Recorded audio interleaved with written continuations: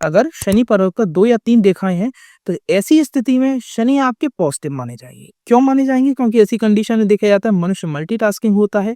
ऐसी स्थिति में देखा जाता है कि मनुष्य एक से अधिक राशि और धन कमाने के लिए कैपेबल होता है और सोर्सेज़ भी अलग-अलग होते हैं, अनडिफाइंड बिल्कुल, है ना? कि हो सकता है एक वो पेशा सरकारी नौकरी कर रहा हो, उसके साथ-साथ में अलग लाइन से जुड़ा हुआ कोई व्यापार कर रहा हो, तीसरा वो घर बैठे कोई रेंटल इनकम का सुख प्राप्त कर रहा है, ठीक है?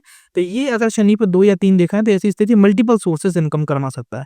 और जो साढ़े साती का पीरियड आएगा तो उसमें क्या कष्ट पीड़ा होगी?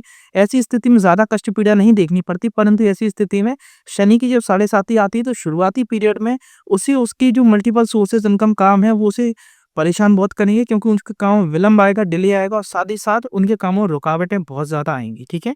अननेसेसरी रुकावटें आएँगी। परंतु आप टाइम नोट कर लीजिए, चौथे साल से और जो शुरुआती जो 3 साल होंगे उसे उसमें वो लोगों को पहचानेगा बहुत कि उसके साथ वाले जो लोग हैं, उसके साथ में जो काम कर रहे हैं, वो लोग उसके लिए कैसे हैं, क्या हैं, कैसे उसे अपने साथ रखना है। ये सब चीज़ें वो आपके शनि की साढ़े साती की शुरुआत होगी, उसके 3 साल में आपको डिफाइन कर देगी, या फिर दशा अंतर्दशा की शुरुआत होगी, तो उसमें डिफाइन कर देगा। दशा अंतर्दशा में तो मैं कहूँगा ये अगर साइन है, 3 रेखाएँ, 2 रेखाएँ हैं, तो बहुत पॉजिटिव है। उसी पीरियड में आप अपने काम को बढ़ाएँगे, काम के विस्तारीकरण करेंगे और साथ ही साथ एक से अधिक कामों को एस्टेब्लिश करेंगे।